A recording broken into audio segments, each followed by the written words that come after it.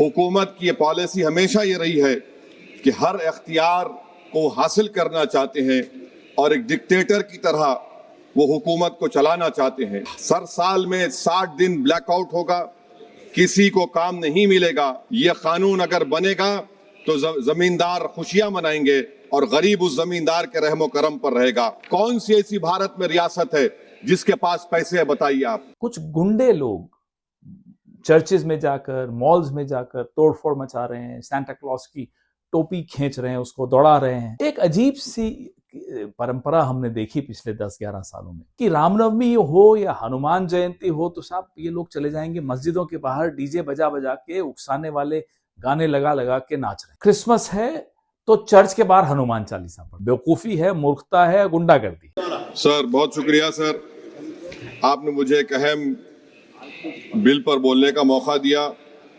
Sir, इस वतन अजीज के गरीब, बेरोजगार और भूखे लोग इस ऐवान में मौजूद बरसर इख्तिदार जमात के लोगों को एक पैगाम देना चाह रहे हैं कि शायर ने कहा कि भूखों की नजर में बिजली है, तोपों के दहाने ठंडे हैं, तकदीर की लब पे जंबिश है, तदबीर दम तोड़ रही है। सर, इस तरह का एक कानून बनाने की कोशिश की जा रही है जिससे गरीबों को फायदा होता था। आज वो कानून जो डिमांड ड्रिवन गारंटी था, इसको हुकूमत बदल कर एक मरकजी माविन स्कीम के तौर पर नाफिज करना चाहती है। सर, जब तक किसी पंचायत को नोटिफाई नहीं किया जाएगा उस पंचायत में काम नहीं होगा। हुकूमत की ये पॉलिसी हमेशा ये रही है कि हर इख्तियार को हासिल करना चाहते हैं और एक डिक्टेटर की तरह वो हुकूमत को चलाना चाहते हैं। सर, आप बताइए मरकजी हुकूमत ये कैसे फैसला करेगी कि एक डिमांड ड्रिवन गारंटी को आप रियासत को बोलेंगे नॉर्मेटिव एलोकेशन कर दिया जाएगा, और अगर कोई रियासत उससे ज्यादा अखराजात करती है तो फिर उनको उसका बोझ उठाना पड़ेगा। मुतालिबा पर मोदी गारंटी को एक सप्लाइड डिमांड प्रोग्राम पे तब्दील किया जा रहा है। सर, साल में 60 दिन ब्लैकआउट होगा, किसी को काम नहीं मिलेगा। इस ब्लैकआउट के 60 दिन के ब्लैकआउट से खवातीन को और जिनके पास जमीन नहीं है, लैंडलेस लोगों को बहुत बड़ा नुकसान होगा। ये कानून अगर बनेगा तो जमींदार खुशियां मनाएंगे और गरीब उस जमींदार के रहमो करम पर रहेगा।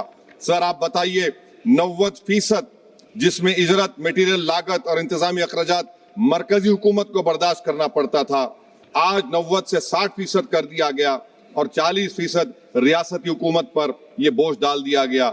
मकसद एक ही है कि उस कानून को कत्ल कर दिया जाए, खत्म कर दिया जाए। कौन सी ऐसी भारत में रियासत है जिसके पास पैसे है, बताइए आप। मार्च के महीने में हर रियासत अपना बजट बनाएगी, कौन सी रियासत के पास पैसा है? तो ये मालूम हो रहा है कि सरकार गरीबों के खिलाफ है, गुर्बत का खात्मा नहीं करना चाहती। सर, आधार और डिजिटल निजाम, आप जानते हैं कि मजदूर की उंगलियों के निशानात नहीं मिलते क्योंकि वो गरीब इतनी मेहनत करता है कि उसके निशान मिट जाते हैं। तो बायोमेट्रिक ऑथेंटिकेशन की बात होती है। सर, जुलाई 2025 में NSS की रिपोर्ट है कि बायोमेट्रिक से नुकसान हो रहा है। तो सर, मैं इस स्कीम के और इस कानून के खिलाफ हूं और मैं अपनी बात को खत्म करता हूं कि किसी शायर ने अच्छा कहा था कि जिस खेत से देखान को मैसर ना हो रोसी, इस खेत के गोशे गंदम को जला दो। पलायन हो रहा है सर बिहार में, सीमांचल में। अब ये कानून अगर बनेगा तो सीमांचल में 1.5 करोड़ लोग पलायन करते थे। मुझे अफसोस के साथ कहना पड़ेगा कि तादाद बढ़ जाएगी, मगर भारत का गरीब देख रहा है, भूखा देख रहा है, उसका जवाब जरूर देगा। बस कल से हम कुछ नजारे देख रहे हैं पिछले 2-3 दिन से कि कुछ गुंडे लोग चर्चेज में जाकर, मॉल्स में जाकर तोड़फोड़ मचा रहे हैं, सांता क्लॉज की टोपी खींच रहे हैं, उसको दौड़ा रहे हैं, गुंडागर्दी का एक माहौल बना रहे हैं। एक अजीब सी परंपरा हमने देखी पिछले 10-11 सालों में कि रामनवमी हो या हनुमान जयंती हो तो साहब ये लोग चले जाएंगे मस्जिदों के बाहर डीजे बजा बजा के, उकसाने वाले गाने लगा लगा के नाच रहे हैं। क्रिसमस है तो चर्च के बाहर हनुमान चालीसा पढ़ रहे हैं। आपने कभी सोचा है? मतलब बेवकूफी है, मूर्खता है, गुंडागर्दी है। अपने त्योहार में अपने मंदिर, अपने घर, अपनी सड़कों पर नहीं, मस्जिदों के बाहर जाकर डीजे बजाएंगे। उनके त्योहार में वहां जाकर हनुमान चालीसा पढ़ेंगे। क्यों साहब?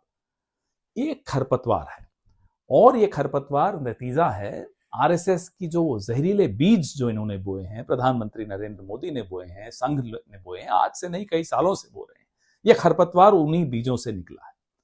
इनके आचार में हिंसा है, इनके विचार में नफरत है। ये हिंदू नहीं है, ये किसी इनका कोई धर्म हो ही नहीं सकता, इनका धर्म ही नफरत है। तो कम से कम मैं अपने धर्म, अपने देश, अपने समाज को इस खरपतवार से जरूर बचाऊंगा। पूरे विश्व में लोग हंस रहे हैं, हैरान हो रहे हैं कि भारत को हो क्या गया, इतनी पुरानी सभ्यता, और इतना डर सैंटा क्लॉज की टोपी से डर गए। और खैर ये टोपी की सियासत तो साहब नरेंद्र मोदी जी करते रहे, आज से नहीं कर रहे हैं, लगातार कर रहे हैं। कपड़ों से पहचानना, शमशान, कब्रिस्तान, टोपी, यही सब बातें इन्होंने सीखी, यही सब बातें ये सिखा रहे हैं। लेकिन सुबह सुबह खुद चर्च जरूर चले गए। तो इस दौरे सियासत का इतना सा फसाना है कि बस्ती भी जलानी है और मातम भी मनाना है। चले गए, केरला में चुनाव है तो मोदी जी आज चर्च चले गए।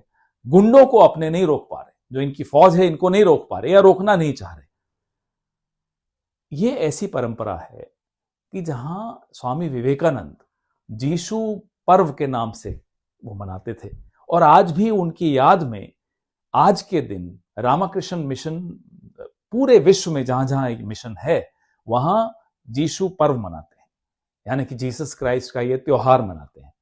तो ये समृद्ध परंपरा को इस तरह की खरपतवार, इस तरह के जहरीले जो बीज आरएसएस ने बोए हैं, हम अपने सभ्यता को, अपने धर्म को, अपने देश को इनसे बचाएंगे। और मैं विश्व भर को यह कहना चाहूंगा कि इनको देखकर यह धारणा मत बनाइए कि हिंदू ऐसे होते हैं या भारतवासी ऐसे होते हैं। जी नहीं, ये बहुत कम संख्या में प्रधानमंत्री के गुंडे हैं, जो बहुत कम संख्या में हैं, और इनको हम निपटना हम जानते हैं। आज से नहीं कई सालों से इनसे हम निपट रहे हैं, फिर भी निपटेंगे। मेरी क्रिसमस अगेन।